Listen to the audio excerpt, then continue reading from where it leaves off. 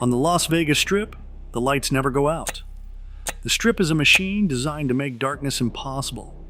A 40-mile hallucination of neon and glass built to convince everyone standing on it that night is optional. Somewhere in the middle of that hallucination, for nearly 7 years, there stood a tower that proved the machine had limits. 28 stories of curved blue glass rising against the Nevada sky, its facade scattering the Strip's light back in cold, elegant waves. From the sidewalk, it looked like the most sophisticated building on the boulevard. Tourists photographed themselves in front of it. They had no idea they were standing before the most expensive mistake in the history of American hospitality. The Harmon Hotel never checked in a single guest. Not one. Its rooms were never furnished. Its bar never poured a drink. The reason it stood empty was not bankruptcy, not the recession. The reason was hidden inside its walls, encoded into its bones, invisible to the naked eye, and catastrophic to every engineer who found it. This is the story of a building that was never allowed to become what it was designed to be, because the people building it made a mistake so permanent, so buried in cured concrete, that the only honest response was to erase it. And erasing it would cost almost as much as building it. Ambition on the Las Vegas Strip is measured in billions and built in glass, steel, and concrete. In November 2004, MGM Mirage announced CityCenter, an $8.5 billion city within a city. 28 acres of desert transformed into a modernist wonderland. The Harmon Hotel was to be its crown jewel. MGM wanted more than a hotel, they wanted a statement, one that would rise above the neon chaos and declare a new era for the Strip. The numbers alone staggered the imagination. $275 million set aside for a single tower, with a workforce that would eventually swell to over 10,000 men and women laboring around the clock. The vision belonged to Norman Foster, a name that echoed from London to Berlin to Hong Kong.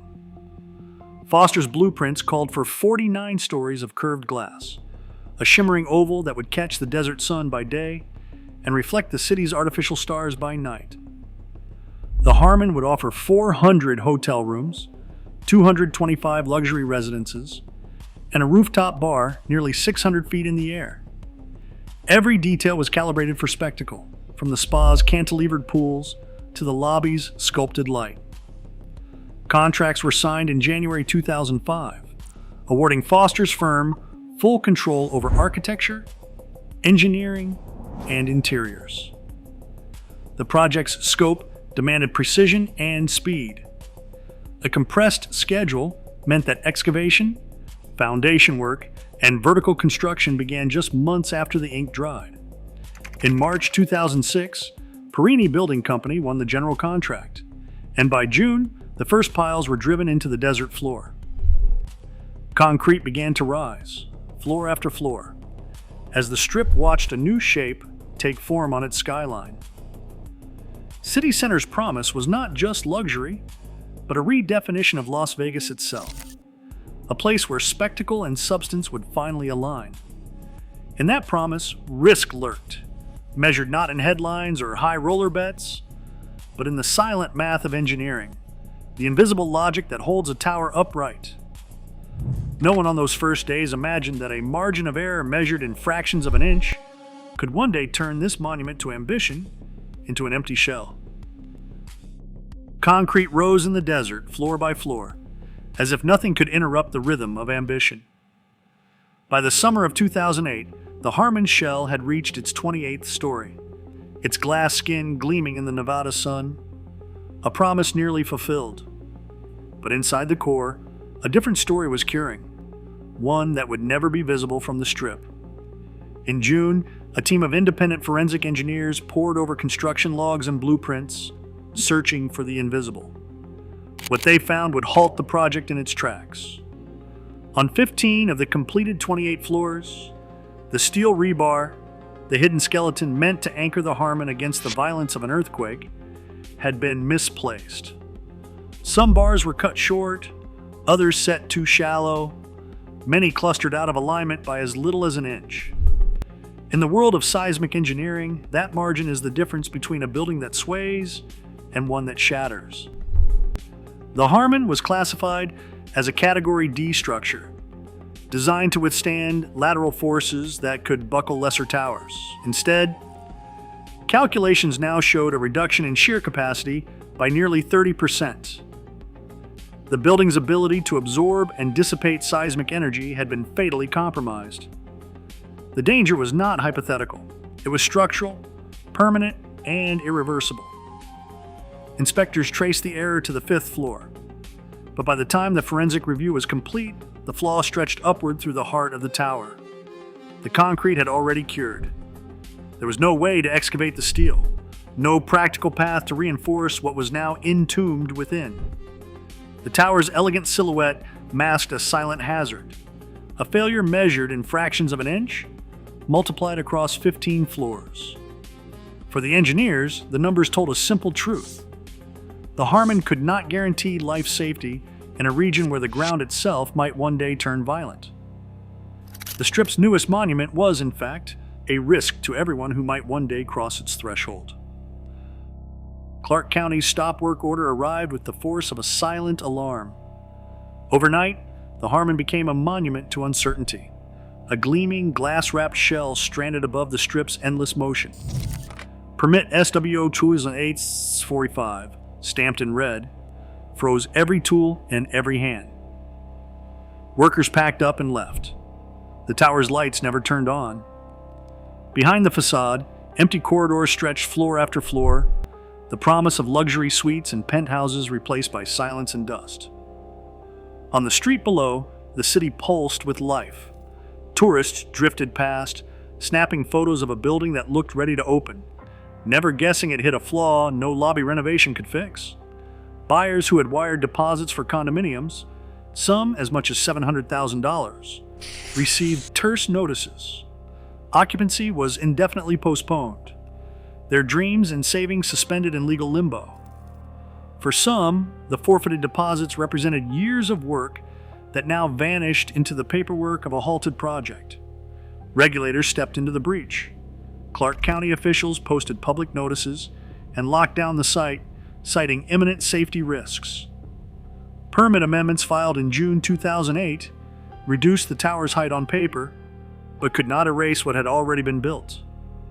The Harmon's glass reflected a city that never stopped moving, while inside, progress had been reduced to a legal question. What happens to a building that cannot be trusted to stand? The Harmon's fate, once a matter of blueprints and ambition, migrated to the courthouse. Construction halted, and the Strip's would-be icon became a pawn in a high-stakes legal contest. MGM Mirage leveled a claim against Perini Building Company, seeking more than $500 million in damages, an accusation that the contractor's errors had not only sabotaged the tower, but had also inflicted lasting wounds on CityCenter's balance sheet. Perini countered with its own arsenal, a mechanic's lien for $120 million, insisting that unpaid work and change orders had left them holding the bag for a project gone awry. Court dockets swelled with filings, many stamped confidential, their contents redacted or sealed by judicial order. The true cost of the Harmon's failure became a matter of speculation, as both sides pressed their cases behind closed doors. Depositions ran hundreds of pages, and expert witnesses debated seismic codes and engineering tolerances, each calculation another volley in a paper war. The final settlement, reached in secrecy, left the public with only fragments, a confidential agreement, a vanished sum, a monument to ambition reduced to legal ash. The unfinished tower remained, its glass reflecting the Strip's lights, while inside the records, the question of blame was never fully illuminated. Demolition at the Harmon unfolded with quiet precision. Hemmed in by Veer Towers to the north, Vidara's Glass to the south, and the Crystals complex below, there was no room for spectacle. Implosion was out of the question.